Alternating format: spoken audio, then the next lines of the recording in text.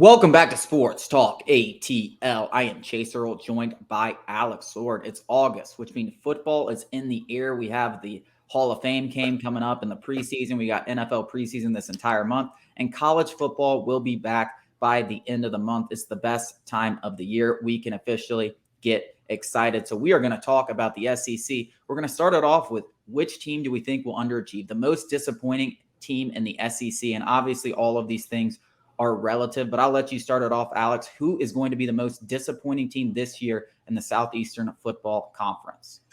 I'm going to go with the surprise of the season last year in Tennessee. Listen, like you said, it's all relative. They still might win 8 games, but in the East, what really is winning 8 games? I'm going to say the drop off to Joe Milton is going to be very significant. Tennessee fans think, we're back. It's the 90s. It's the early 2000s. Tennessee's back. And listen, I'm a believer in Josh Heupel. I'm a little bit cautious to see how Tennessee, we just let go of a Heisman frontrunner. He should have won the Heisman probably. And we're going to go to Joe Milton. I believe in Josh Heupel, but I still got to wait and see. I don't know. Joe Milton could throw it, across. He could probably hit those mountains like Uncle Rico. But that's not all. You got to hit those underneath routes. I just want to see. I think that, Tennessee's getting a little ahead of themselves. They were 1 last year. They went into Stanford and got their butts kicked. Now they think that they get them at home. It's going to be different. I don't think it's going to be different at all. I think Georgia's going to come in there and whoop some butt. And I think Tennessee loses a game or two that they probably shouldn't have. Yeah, I mean, I'm a big fan of Josh Heupel. I love Josh Heupel, so that was a little hard to say. I definitely think they are definitely in line for a potential disappointing season, especially with the way their fan base now views. That's the point, is their fan base thinks that they're here, but they're not quite there yet. Yeah, I mean, is 9-3 a disappointing season for them? I think it's kind of disappointing. I think that they would be. Yeah, because they're delusional. That's the problem, is Tennessee fans are delusional. This was their first relevant year, and I don't know how long, so that they think, double-digit wins is the floor, and it's not for this Tennessee. Yeah, I mean, I think realistically this year is probably 8 or 9. Yeah, I think 8 wins, and they're going to be like, dang, they're going to be I mean, listen, Georgia goes in there, and I just don't see them beating Georgia. They have to go at Alabama in a revenge game. That's a super tough spot. I mean, right there, you're almost starting with 2 losses. Now, if they win one of those games, it's already probably not a disappointment no matter whatever happens, because those are just 2 rivals. Those are 2 games. It's almost like when LSU beat Bama this past year, especially when you weren't expecting anything. I was like, you know what? We can lose the game. We're not winning the national championship. That was it. That was good enough. Year 1, chalk it up.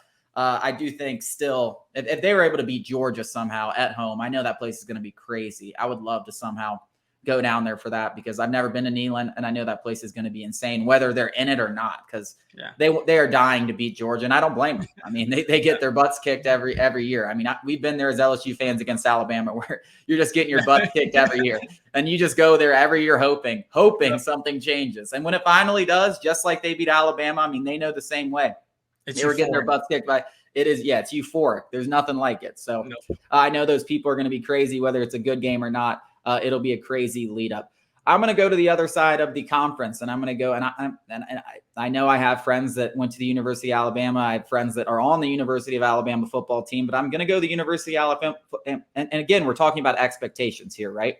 The expectation for Alabama is to be in the college football playoff, at the very least in the conversation. I mean, when's the last time this team wasn't in? They've been in the conversation for the college football playoff since its inception, every single time. Even when they get left out, they're the last team left out, just like last year.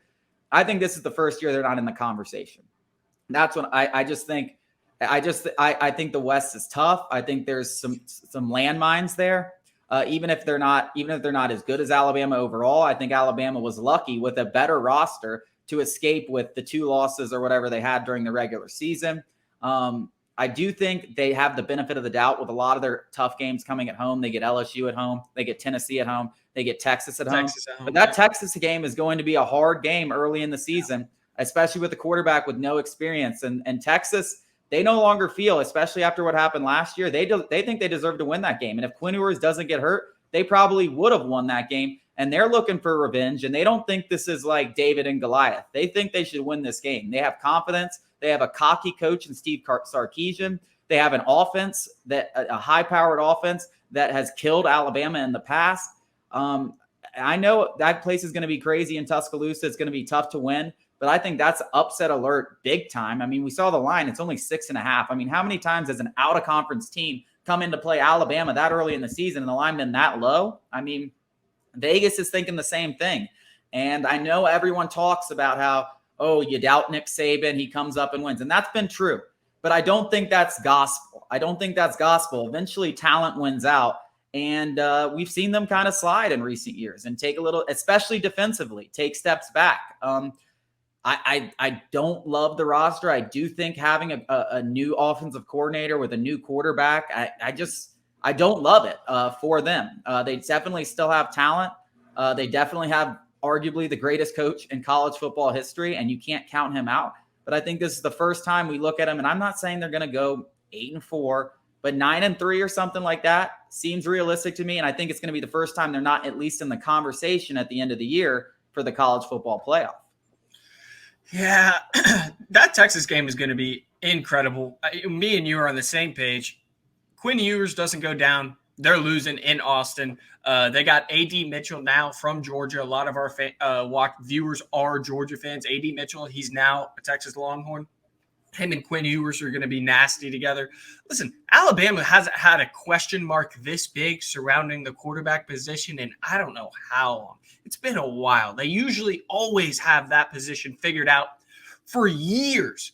That quarterback room with Jalen Hurts, Tua, Mac Jones, it was like, well, we've got it figured out for the next 4 or 5 years. And then Bryce Young. So this is not, I don't want to say unprecedented waters because they figured it out, navigated it through the early 2010s. But they don't have that defense. But they don't have that defense. That's exactly not the way where the I game's was going. played. The game's not played like that anymore. That's exactly you have where to I have was a quarterback in college football to be a super, super successful team, or you're liable to slip up here and there. And I just think there's enough games in the West. I think they get an easy break going to the East. I don't know who their East team is, but I don't think it's a tough matchup. They definitely have to play Tennessee as their crossover game, which isn't going to be easy. But having Texas as out of conference, having the entire Western schedule, I think there's some landmines there. And I just think they end up disappointing. I don't think it's going to be anything crazy, but even missing the college football playoff for that team is disappointing. So it depends what you call a disappointment, but I think for the first time, they're not in the conversation for the college football playoff. And I think the Crimson Tide fans are starting to wonder what they need to do to catch up. Coming up after the break, we're going to talk about the team most likely to overachieve